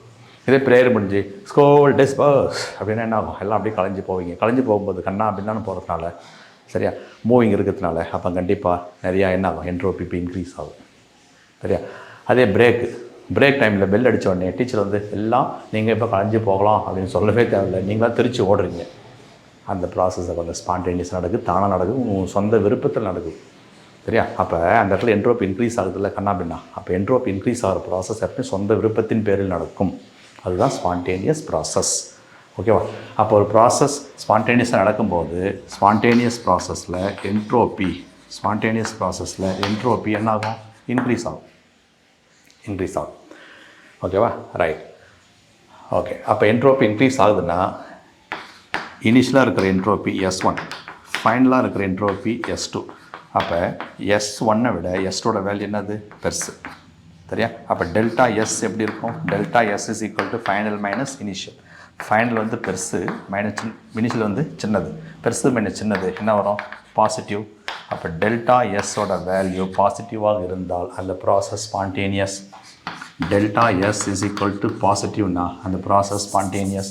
அப்போ ஸ்பான்டேனியஸ் ப்ராசஸுக்கு, சரியா, நம்ம ஏற்கனவே டெல்டா ஹெச் சொல்லிக்கிறோம். இப்போ டெல்டா எஸ்ஸோட வேல்யூ நம்ம என்ன சொல்லலாம்? பாசிட்டிவ். அதே டெல்டா எஸ் வந்து நெகட்டிவாக இருந்தால் நான் ஸ்பான்டேனியஸ், டெல்டா எஸ் வந்து 0வாக இருந்தால் ஈக்லிபிரியம். சொல்லிடலாமா? ஓகேவா? ரைட். சரி, என்ட்ரோபின்னு சொல்கிறீங்களே சார், என்ட்ரோபின்னா என்னங்க சார் அப்படின்னா, entropy is measure of randomness தான். அங்கே கண்ணாபின்னான்னு எந்த அளவுக்கு இருக்குங்கிறத மெஷர் பண்ணுறது தான். அது எப்படி சார் மெஷர் பண்ணுறது? ஸ்கேல் வச்சு மெஷர் பண்ணுறதா? சரியா? இல்லை எப்படி அதை எடை போட்டு மெஷர் பண்ணுறதா? எப்படி மெஷர் பண்ணுறது அப்படின்னா, என்ட்ரோபியை மெஷர் பண்ணுறதுக்கு ஒரு ஃபார்முலா சொல்கிறேன். எந்த இடத்துல ஹீட் இருக்கோ அந்த இடத்துல என்ட்ரோபியும் அதிகமாக இருக்கும். ஏன்னா சூடு அதிகமானா மூமெண்ட் அதிகமாகும், எதுவாக இருந்தாலும் சரி. சரியா? அந்த இடத்துல ஹீட் இன்வால்வ் ஆகும்போது டெம்பரேச்சர் எப்படி இருக்கணும்? கான்ஸ்டண்ட்டாக இருக்கும். அந்த ப்ராசஸ் ரிவர்சிபிளாக இருக்கும். டெம்பரேச்சர் கான்ஸ்டண்ட்டாக இருந்தால் அந்த ப்ராசஸுக்கு என்ன சொல்லலாம்? பேர் ஐசோதெர்மல் ப்ராசஸ். அப்போ என்ட்ரோப்பியெல்லாம் நீ மெஷர் பண்ணும்போது டெம்பரேச்சர் கான்ஸ்டண்ட்டாக இருக்கணும், அந்த ப்ராசஸ் வந்து ரிவர்சிபிள் கண்டிஷனில் இருக்கணும். அப்படியே மெஷர் பண்ணால் தான் என்ட்ரோப்பி. அப்போ என்ட்ரோப்பியோட ஃபார்முலா S = இந்த டைரக்ட்லி ப்ரொபோர்ஷனல் கேன்சல் பண்ணால் டெம்பரேச்சர் அது கான்ஸ்டன்ட் இல்லையா, அதனால் நம்ம 1/T அப்படின்னு போட்டுக்கோம். ஸோ எஸ்ஸோடைய ஃபார்முலா S = Q/T. சரியா? ஸோ டெம்பரேச்சர், அந்த அப்சல்யூட் டெம்பரேச்சர் தான் அந்த T. சரியா? ஓகே. இதில் டெல்டா S வேணும் அப்படின்னா நமக்கு Q/T என்ட்ரோபி சேஞ்சிங் அதே தான். இந்த ப்ராசஸ் வந்து கண்டிப்பாக எப்படி இருக்கணும், ஐசோதெர்மல், அதேமாதிரி ரிவர்சிபிளாக இருக்கணும். ஓகேவா? ரைட்? ஓகே. ஒரு ப்ராசஸ் நடக்கும்போது என்ட்ரோபி சேஞ்ச் வந்து இன்க்ரீஸ் ஆச்சுன்னா அந்த ப்ராசஸ் ஸ்பான்டேனியஸ். அதான் டெல்டா S பாசிட்டிவ் அந்த ப்ராசஸ் ஸ்பான்டேனியஸ்னு சொல்கிறோம்ல. ஓகேவா? ரைட். அந்த என்ட்ரோபி யாருக்கு இன்க்ரீஸ் ஆகும் அப்படின்னு பார்த்தீங்கன்னா, ஓகேவா, நம்ம எதை கன்சிடர் பண்ணுறோமோ அந்த யூனிவர்ஸில் அதுக்கு என்ன பேர் சொன்னோம், சிஸ்டம். சரியா? அப்போ டெல்டா S ஆஃப் சிஸ்டத்தில் என்ட்ரோபி இன்க்ரீஸ் ஆச்சுன்னா, சரியா, அந்த சிஸ்டத்தில் இன்க்ரீஸ் ஆகும்போது சரௌண்டிங் என்ன ஆகிடும், இப்போ குறைஞ்சிரும். சரியா? அப்போ டோட்டலாக ரெண்டுமே நியூக்ளியர் ஆகிடுச்சுங்களா சார், அப்படி 0 ஆகிடுச்சா அப்படின்னா இல்லை. அதையும் மீறி இந்த யூனிவர்ஸுக்கு டோட்டலாக entropy change of universe, system plus surrounding equal to what, universe. அப்போ சிஸ்டம் டிக்ரீஸ் ஆனால் சரௌண்டிங் இன்க்ரீஸ் ஆகும், சிஸ்டம் இன்க்ரீஸ் ஆனால் சரௌண்டிங் டிக்ரீஸ் ஆகும். இது டிக்ரீஸ் ஆனால் அது இன்க்ரீஸ் ஆகும், இது இன்க்ரீஸ் ஆனால் அது டிக்ரீஸ் ஆகிடும். சரியா?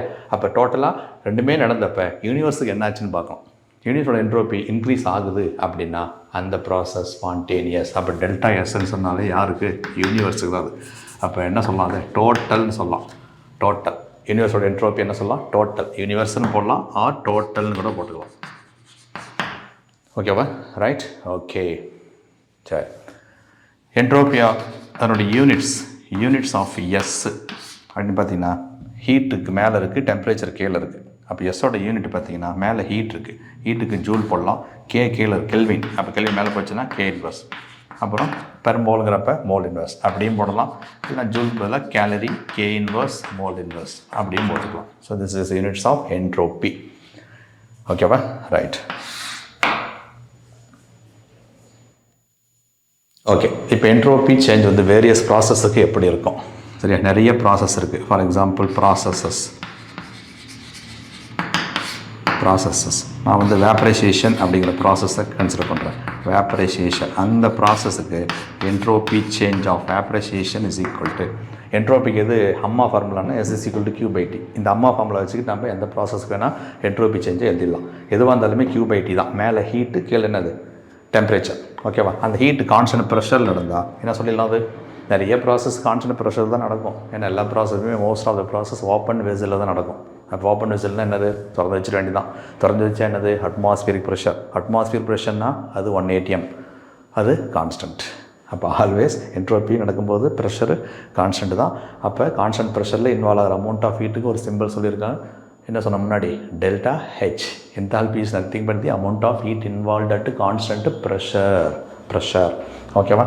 அப்போ delta H of vaporisation by, vaporisation என்னது, ஒரு லிக்விடு என்ன ஆகுது, பாயில் ஆகி வேப்பர் ஆகுது, அதானே? அந்த டெம்பரேச்சருக்கு என்ன பேர், பாய்லிங் டெம்பரேச்சர். சரியா? அதுதான் பாய்லிங் பாயிண்ட். அப்போ டெம்பரேச்சர் பாய்லிங்னால TBன்னு போட்டுக்கலாம். ஸோ இதுதான் வேப்பரைசேஷன் ப்ராசஸ்ஸு. ஸோ எந்த ப்ராசஸ் வந்தாலும் என்ட்ரோபி சேஞ்சுன்னா மேலே ஹீட்டு, கீழே டெம்பரேச்சர். அந்த ப்ராசஸில் எவ்வளோ டெம்பரேச்சர் இன்வால்வ் ஆகுது, அது வேப்பரைசேஷனாக தான் பாய்லிங் பாயிண்ட் இன்வால்வ் ஆகும். சரியா? அதே வந்து பார்த்திங்கன்னா fusion is equal to nothing but melting. Fusion என்னது, ஒரு சாலிடு ஹீட் பண்ணுறீங்க, அதில் மெல்ட்டிங் பாயிண்ட் வந்தோடனே அது உருகி என்னாகும், லிக்விடாக மாறும். ஸோ அந்த மெல்ட்டிங் டெம்பரேச்சர் TMன்னு வச்சுக்கலாம், TM. அப்போ அந்த ப்ராசஸுக்கு delta H of fusion is equal to delta H of fusion divided by melting temperature. அப்போ எந்த ஒரு ப்ராசஸ் வந்தாலும் நீங்கள் என்ன பண்ணலாம், இந்த டெல்டா S ஆஃப் ப்ராசஸ் நீங்கள் போட்டுக்கலாம். மேலே ஹீட்டு, கீழே என்னது, டெம்பரேச்சர். ஓகேவா? ரைட். என்ட்ரோபியில் என்ன ட்ராபேக்னு பார்த்தீங்கன்னா, என்ட்ரோபி சேஞ்ச் ஆஃப் யூனிவர்ஸை நீங்கள், தட் இஸ் டோட்டல் என்ட்ரோபி சேஞ்சை கண்டுபிடிச்சாதான், that is entropy change of யூனிவர்ஸை கண்டுபிடிச்சாதான் நீங்கள் ஒரு ப்ராசஸ் ஸ்பான்டேனியஸாக இல்லையான்னு சொல்ல முடியும். சரியா? ஏன்னா சிஸ்டம் சரௌண்டிங் ரெண்டையும் ஆட் பண்ணால் தான் entropy change of universe or total entropy change கிடைக்கும். சிஸ்டத்தை நம்ம கண்டுபிடிச்சிடலாம், சரௌண்டிங் இப்போ யார் கண்டுபிடிக்கிறது? இப்போ இந்த கிளாஸ் தான் உங்களுக்கு வந்து சிஸ்டம்னா, ரெஸ்ட் ஆஃப் த கிளாஸ் என்னது, சரௌண்டிங்கிறது என்னது, வெளியே இருக்குது தமிழ்நாடு மட்டுமா, ஆந்திரா மட்டுமா, கர்நாடகா மட்டுமா, இந்தியா மட்டுமா, ஏஷியா மட்டுமா? எர்த் மட்டுமா? சோலார் சிஸ்டம் மட்டுமா? ஆண்ட்ரோமெடா கேலக்ஸி மட்டுமா? சரியா? மில்கி வே ஆண்ட்ரோமெடாங்கிறது பக்கத்தில் நமக்கு இருக்கிற ஒரு கேலக்ஸி. ஆமாம் தானே? நம்மளோட கேலக்ஸி மில்கி வே. சரியா? இந்த மாதிரி பில்லியன்ஸ் ஆஃப் கேலக்ஸிஸ் இருக்குது யூனிவர்ஸில். அப்போ எங்கே போய் எதில் கண்டுபிடிக்கிறது? அதனால் ஒரு ப்ராசஸ் ஸ்பான்டேனியஸாக இல்லையான்னு சொல்கிறதுக்கு என்ட்ரோபி சேஞ்சை கண்டுபிடிக்கிறது ரொம்ப சிரமம். வாய்ப்பில்லை ராஜா. சரியா? அப்போ கண்டிப்பாக நம்ம அந்த என்ட்ரோபி சேஞ்ச் ஆஃப் யூனிவர்ஸை கண்டுபிடிக்கிறதுக்கு வாய்ப்பு இல்லைங்கிறதுனால இந்த ப்ராசஸை இந்த என்ட்ரோபி சேஞ்சை வச்சுக்கிட்டு ஒரு ப்ராசஸ் ஸ்பான்டேனியஸாக இல்லையா அப்படிங்கிறத நம்மளால் சரியாக கெஸ் பண்ண கால்குலேட் பண்ண முடியாது. நம்மளால் எது மட்டும் தான் முடியும்?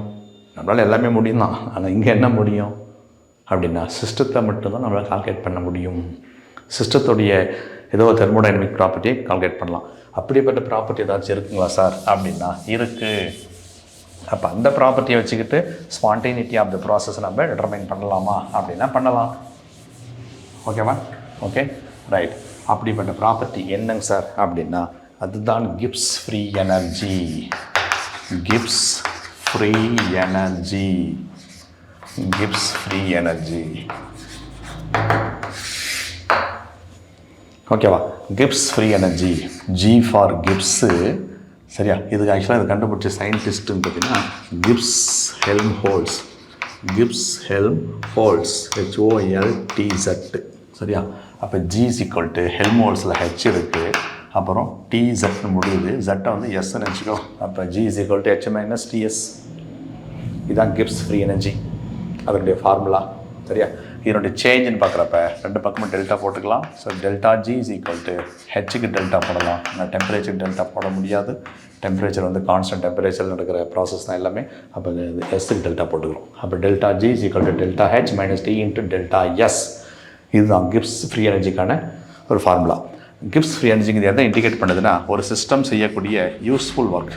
ஒரு சிஸ்டம் செய்யக்கூடிய யூஸ்ஃபுல் ஒர்க் அதுதான், அதை தான் இண்டிகேட் பண்ணுது. ஒரு யூஸ்ஃபுல் ஒர்க் என்னது? இப்போ பைக்குக்கு 1 லிட்டர் பெட்ரோல் போடுறீங்க. எல்லா பைக்கும் எல்லா இன்ஜினுமே சேம் மைலேஜ் கொடுக்குறதில்ல.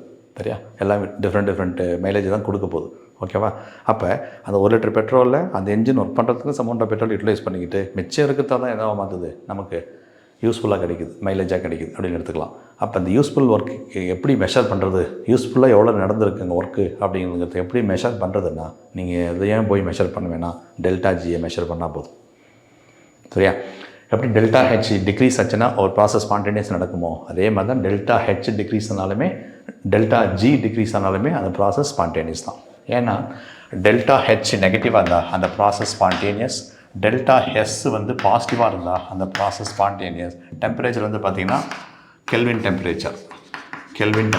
அப்போ நம்ம கண்டிப்பாக 0 கெல்வினுக்கு மேலே தான் அந்த ப்ராசஸ் நடக்க போகுது. அப்போ Tயோட value is more than 0 K.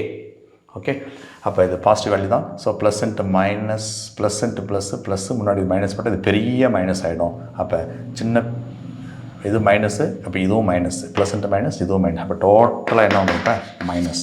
அப்போ இது ஸ்பான்டேனியஸ், இதுவும் ஸ்பான்டேனியஸுக்கான கண்டிஷன். அப்போ இதுவும் கண்டிப்பாக என்னது ஸ்பான்டேனியஸ்.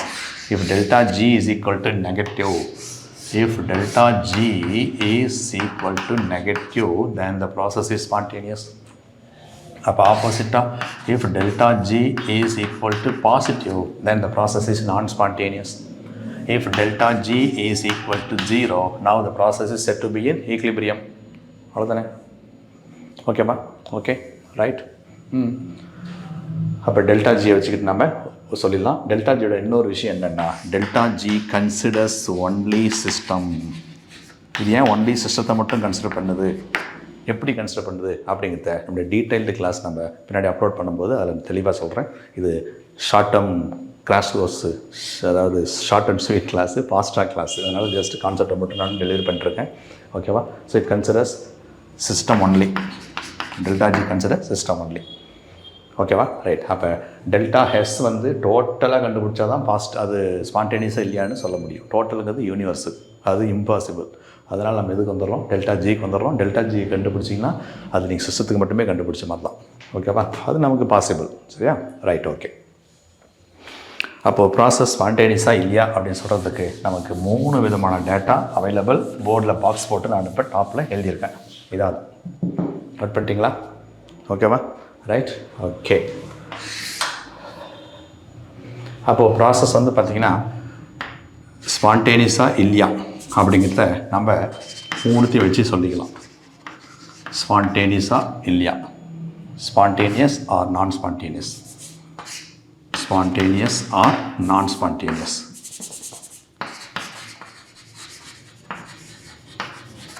சரியா, நம்மக்கிட்ட என்னென்ன available, delta S available, delta H available, delta G available. சரியா, பட் எப்படி இருந்தாலுமே டெம்பரேச்சர் வந்து பார்த்திங்கன்னா நமக்கு இது கடைசியாக எழுதிக்கலாம். டெம்பரேச்சர் மெயின் ரோல் ப்ளே பண்ணுது, டெம்பரேச்சர் டி. சரியா, அந்த ப்ராசஸ் ஸ்பான்டேனியஸாக இல்லையா, ஸ்பான்டேனியஸ் ஆர் நான் ஸ்பான்டேனியஸ் அப்படிங்கிறத நம்ம இப்போ டிட்டர்மைன் பண்ணலாம். நமக்கு தெரியும், ஓகேவா, டெல்டா எஸ் ஒரு ஃபேக்டர் ரெண்டு மட்டும் எடுத்துக்கலாமா, டெல்டா ஹெச் எடுத்துடலாம். சரியா, delta G and delta S மட்டும் வச்சுக்கலாம். டெல்டா ஹெச்னா பழைய டேர்ம் அது. சரியா, இப்போ புதுசாக ரெண்டு பார்த்தோம்னா அதை மட்டும் எடுத்துக்கலாம். டெல்டா எஸ் பாசிட்டிவாகவும் டெல்டா ஜி நெகட்டிவாகவும் இருந்தால் டெம்பரேச்சர், எனி டெம்பரேச்சர் எதுவாக இருந்தாலும் சரி, அந்த process is said to be spontaneous. அந்த process is said to be spontaneous. ஓகேவா, ஓகே, ரைட். அதேமாதிரி டெல்டா எஸ்ஸு, அதே மாதிரி டெல்டா எஸ்ஸு இதுக்கு ஆப்போசிட்டாக இருக்குது. அதாவது இது நெகட்டிவ், இது பாசிட்டிவ், இது நெகட்டிவ், இது பாசிட்டிவ் அப்படின்ட்டுருக்கு. சரியா, அப்போ டெம்பரேச்சர் வந்து பார்த்திங்கன்னா எந்த டெம்பரேச்சர் நீ போட்டாலுமே அது செல்லாது, நான் ஸ்பான்டேனியஸ். அது எந்த டெம்பரேச்சரில் இருந்தாலுமே அது என்னது, நான் ஸ்பான்டேனியஸ். ஓகேவா, ரெண்டுமே நெகட்டிவ் அப்படின்னா லோ டெம்பரேச்சரில் ஸ்பான்டேனியஸ், ரெண்டுமே நெகட்டிவாக இருந்தால் லோ டெம்பரேச்சரில் ஸ்பான்டேனியஸ். அதே ரெண்டுமே நெகட்டிவாக இருக்கும்போது ஹை டெம்பரேச்சரில் நான் ஸ்பான்டேனியஸ், ஹை டெம்பரேச்சரில் நான் ஸ்பான்டேனியஸ், நான் ஸ்பான்டேனியஸ். ரெண்டுமே பாசிட்டிவாக இருக்கும்போது ஹை டெம்பரேச்சரில் ஸ்பான்டேனியஸ், ஹை டெம்பரேச்சரில் ஸ்பான்டேனியஸ். சரியா, அதே வந்து லோ டெம்பரேச்சரில் ரெண்டுமே பாசிட்டிவாக இருக்கும்போது லோ டெம்பரேச்சரில் என்னது, நான் ஸ்பான்டேனியஸ், நான் ஸ்பான்டேனியஸ். ஓகேவா, ஓகே. ஸோ ஸ்பான்டேனியஸ்க்கான கண்டிஷனில் இருக்கிறப்ப நீங்கள் டெல்டா ஜி வச்சு சொன்னாலும் சரி, இல்லை டெல்டா ஹெச் வச்சு சொன்னாலும் சரி, ஓகேவா, கண்டிஷன்ஸ் தான். நீங்கள் டெல்டா ஜி வேணும்னா டெல்டா ஹெச், டெல்டா எஸ் வேணும். அப்போ நீங்கள் டெல்டா ஹெச், டெல்டா எஸ்ஸை வச்சுக்கிட்டு நீங்கள் புரிஞ்சுக்கலாம். சரி, அந்த ரெண்டையும் வச்சுக்கிட்டு ஒரு ப்ராசஸ் ஸ்பான்டேனியஸாக இல்லையாங்கிறத யார் முடிவு பண்ணுறா, டெம்பரேச்சர் முடிவு பண்ணுது. சரியா, அப்போ டெல்டா ஹெச்சோட சைன், டெல்டா எஸ்ஸோட சைன் மட்டும் முக்கியம் இல்லை, டெம்பரேச்சரோட வேல்யூ முக்கியம். சரியா, ரெண்டுமே ஸ்பான்டேனியஸ்க்கான கண்டிஷன் தான். எனி டெம்பரேச்சரில் ப்ராசஸ் ஸ்பான்டேனியஸ். லோ ரெண்டுமே நான் ஸ்பான்டேனியஸ்க்கான கண்டிஷனாக இருக்கிறப்ப எனி டெம்பரேச்சர், எந்த டெம்பரேச்சர் கொடுத்தாலுமே ப்ராசஸ் இஸ் நான் ஸ்பான்டேனியஸ். அப்போ அதுக்கேற்ற மாதிரி மற்ற கண்டிஷன்ஸை நம்ம இங்கே எழுதியிருக்கோம். சரியா, ஓகே.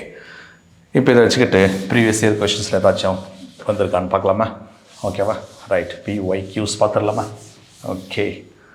ஸோ PYQs, PYQs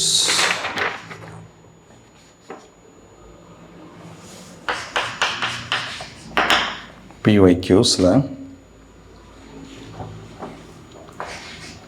இது எந்த வருஷம் கேட்டிருக்காங்க? NEET 2020, NEET 2020. The question is for the reaction, for the reaction 2Cl gives Cl2, 2Cl gives Cl2, 2Cl gives Cl2. இதுவும் கேஸ், இதுவும் கேஸ். ஓகேவா, the correct option is, question ரொம்ப சிம்பிளாக இருக்குது. the correct option is, the correct option is. Questions எப்பவுமே NEET லெவலில் சரி, jail லெவலில் சரி ரொம்ப சிம்பிளாக தான் இருக்கும். கான்செப்ட் தெளிவாக இருந்தால் மட்டும் போதும். சரியா, நீ ரொம்ப போராட வேண்டியிருக்கா, புரியலனா தான் போராட்டம் அதிகமாக இருக்கும். சரியா, okay. So option A, delta H greater than 0 and delta S greater than 0.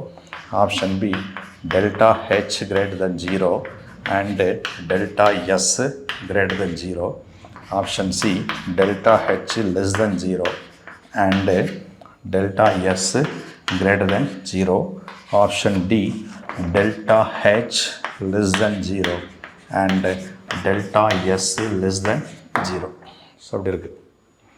So correct option is எது கரெக்ட் ஆப்ஷன் இதில் பாருங்கள் 2Cl gives Cl2.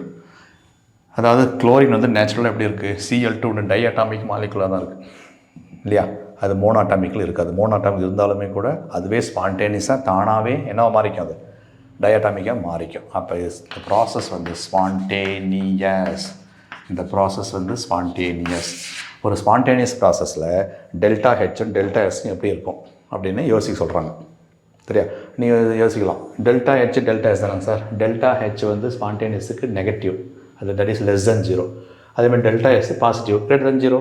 So delta H negative less than 0, delta S greater than 0 அப்படி தான் வரும். அப்படின்னு இதை குறிச்சியன்னா நீங்கள் பிளைண்டாக குறிச்சிங்கன்னா இதுக்கு ஆன்சர் இது கிடையாது, தப்பாயிடும். சரியா, ஓகே. ஸ்பான்டேனியஸ் ப்ராசஸ்க்கு டெல்டா ஹெச் லெஸ் தென் 0 தான். சரியா, அப்போ ஆன்சர் இதுதான் வரும். சரியா, ஓகே. ஆனால் டெல்டா எஸ் வந்து நீங்கள் பிளைண்டாக அப்படி பண்ணக்கூடாது. ஏன்னா ஈக்குவேஷன் இஸ் ஸ்பெசிஃபிக்காக கிவன். ஈக்குவேஷன் என்ன கொடுத்துருக்காங்க பாரு, 2 chlorine 2 moles of chlorine atoms form 1 mole of chlorine molecule. அப்போ 2 moles 1 mole ஆகுது இந்த ரியாக்ஷன் நடக்கிறப்ப. தட் இஸ் இது இனிஷியல் என்ட்ரோபி, இது ஃபைனல் என்ட்ரோபி. 2 moles 1 mole ஆனால் அப்போ என்ட்ரோபி சேஞ்ச் என்ன ஆகும், delta S is equal to S2 minus S1. S2 என்னது 1 அப்படின்னு வச்சுக்கலாம், S1 என்னது 2 அப்படி சிம்பிளாக வச்சுக்கலாம். So -1 it is negative. So நெகட்டிவ்னா என்னது, லெஸ் தென் 0. சரியா, அப்போ delta S less than 0, delta S less than 0. சரி, அப்போ ஆப்ஷன் டி தான் ஆன்சர். Be clear. சரியா, கான்செப்டை நீங்கள் புரிஞ்சிருக்கணும். பர்டிகுலர் ஈக்குவேஷன் கொடுத்தா அந்த ஈக்குவேஷனுக்கு என்னங்கிறத பார்க்கணும். சரியா, ஒரு ரியாக்ஷன் நடக்கிறப்ப நம்பர் ஆஃப் மோல்ஸ் ஆஃப் ரியாக்டன்ஸோட ப்ராடக்ட்ஸ் கம்மியாக தான் இருக்குன்னா, அப்போ நம்பர் ஆஃப் மோல்ஸ் குறைஞ்சிருக்குன்னா கண்ணா பின்னா குறைஞ்சிருக்கும். கண்ணா பின்னா தான் என்னது, entropy, measure of entropy. Measure of randomness தான் என்னது, என்ட்ரோபி. சரியா, அப்போ கண்டிப்பாக என்ட்ரோபி டிக்ரீஸ் ஆகிருக்கு, அப்போ லெஸ் தென் 0 அப்படிங்கிற முடிவுக்கு நீங்கள் வேகமாக வரணும். ஓகேப்பா, ஓகே ரைட். ஸோ இது ஒரு விஷயம். வேறு ஏதாவது PYQ பார்க்கலாமா? PYQ இன்னொரு PYQ பார்க்கலாம்பா. ஏதாவது சம்மந்தமாக கேட்டிருக்கா? இருக்குது ஒரு சூப்பர் கொஷின் PYQ. இது எந்த வருஷம் கேட்டிருக்காங்க அப்படின்னு பார்த்தீங்கன்னா நீட்டு 2017. The question is, for a given